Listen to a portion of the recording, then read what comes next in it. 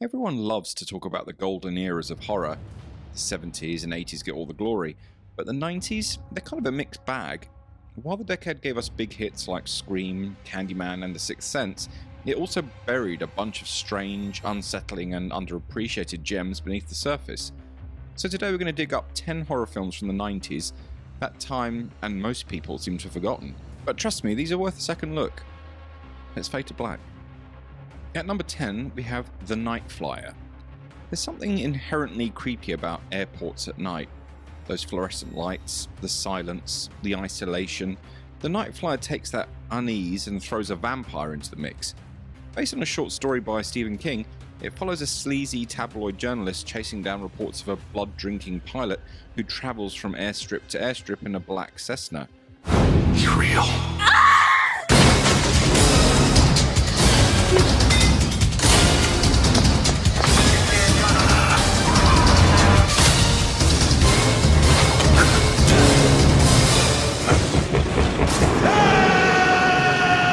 What makes this film stand out isn't just the gory kills, it's the atmosphere. Grainy visuals and a grim tone, and a slow unravelling of something truly evil just beneath reality. It plays like an unholy mix of Creepshow and The Silence of the Lambs, with just enough real-world grime to make it uncomfortable.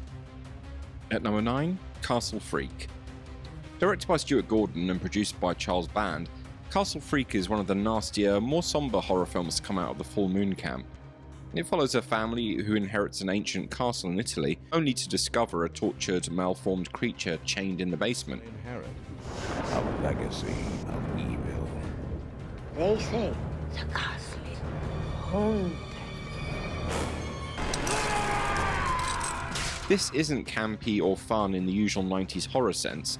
It's grim and mean and completely unafraid to cross lines. At number 8, Body Snatchers. I'm not normally a huge fan of remakes, but yes, this is the third version of Invasion of the Body Snatchers, but it's arguably the most overlooked. Set on a military base instead of a small town, this version leans hard into themes of control, order and silence. Abel Ferrara gives it a sharper edge, and Meg Tilly delivers one of the most chilling performances of the decade in one unforgettable scene. Oh, Marty, let's get out of here. They're out there. They're everywhere. Is that my dad? We're gonna get out of here, Marty. Where are you gonna go? Where are you gonna run? Where are you gonna hide? Nowhere.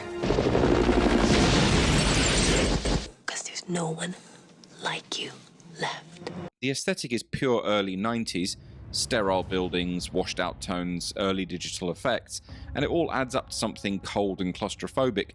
It doesn't try to outdo previous versions, it just kind of sidesteps them entirely, and somehow it works. At 7, Brainscan. Brainscan is pure 90s. Edward Furlong stars as a horror-obsessed teenager who stumbles onto an interactive game that quickly turns deadly. Enter the Trickster, a leather-clad cyber ghoul with a mohawk, bad attitude and a taste for murder. You must think like a killer. Cover up any clues. Leave no witnesses, no evidence. A challenge he can't resist. See, I told you, man. I told you it would blow your mind. A game he can't escape. There was a grisly murder in the quiet suburban town of Mountview today. So you did it. What was on that disc? It's not. It's goofy and campy, but honestly, this is what makes it fun. This is early digital horror at its weirdest, a time capsule from the CD-ROM era when nobody fully understood how computers worked. If you like Videodrome, but wish it was made by a high school AV club, this one's for you. Before Bug, before Killer Joe, William Friedkin, yes, the director of The Exorcist, William Friedkin, gave us a movie about a druid nanny who sacrifices babies to a tree. The Guardian starts as a standard domestic thriller, but quickly slides into pagan madness.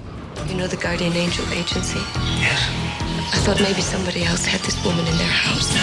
I'm not crazy, Mr. Sterling. She cooks. She cleans. She takes care of the baby. What else does she do?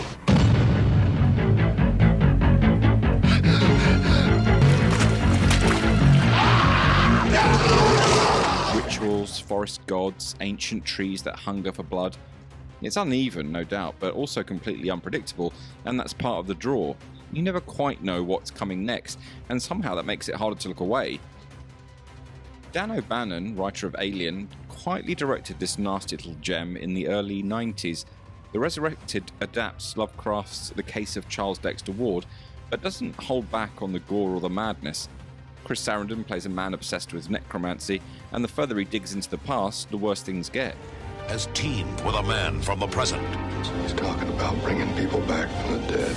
To create an evil that will last forever. My control will surely weaken. It will not be denied. We're talking body parts, rituals, and ancient horrors clawing their way back to life. The budget's low, but the practical effects are anything but cheap. It's rough around the edges, but that just makes it feel even more fun. Popcorn is one of the most self-aware horror films of the decade, and almost nobody remembers it. It takes place during an all-night horror movie marathon, with a killer hiding in plain sight, and using movie magic to stage elaborate deaths. That I've been looking for all of my life. There's smoke. Someone takes her hand. She's running. A man comes towards her. I'm in a dream. I remember the whole thing.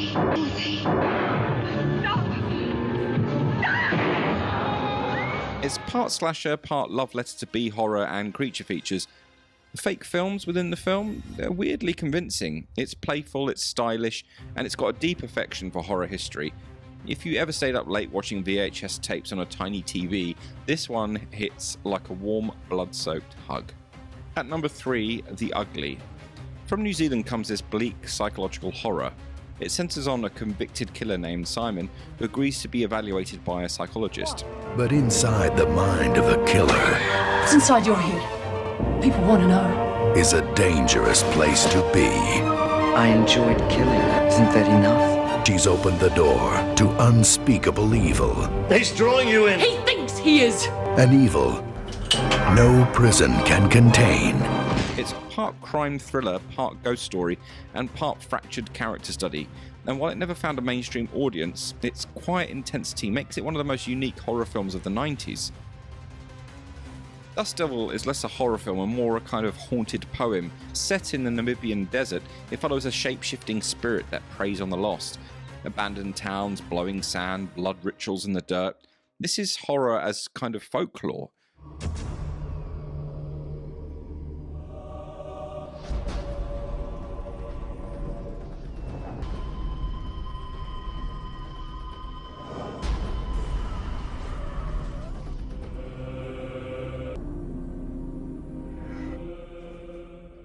Director Richard Stanley blends African mythology, Western imagery, and surreal nightmare logic into something that's more mood than plot. The studio butchered it, but the restored version reveals something ambitious, a film that feels like it's channeling ancient whispers through a cracked radio. Highway to Hell is exactly what it sounds like, a supernatural road movie through the afterlife. A couple elopes to Vegas, but the girlfriend is kidnapped by a hell cop, a burnt-faced demon in mirrored sunglasses. The boyfriend follows him into a surreal desert purgatory full of diners, bikers, and bureaucrats. You'll marvel at the unusual flora and fauna. Delight in the people's daily pursuits. I'm a lover, not a fighter. Oh.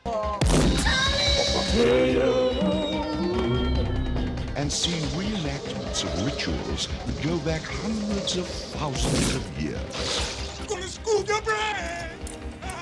Hitler flips burgers, Ben and Jerry Stiller show up. It's ridiculous, it's cheap, and somehow it's great. This one is a cult movie in the purest sense of the term, something you stumble across late at night and immediately have to tell someone about. So there you have it, folks, 10 forgotten horror films from the 90s, each one weird in its own way and long overdue for a second look. Let me know in the comments which ones you've seen, which ones you liked, which ones you hated, and which ones I've missed. And if you love cult cinema, stick around, because next time we're diving into the strange, winding career of an actor who once lit up every frame he was in. If you like this kind of content, please like and subscribe for more, and I look forward to seeing you all in the next one.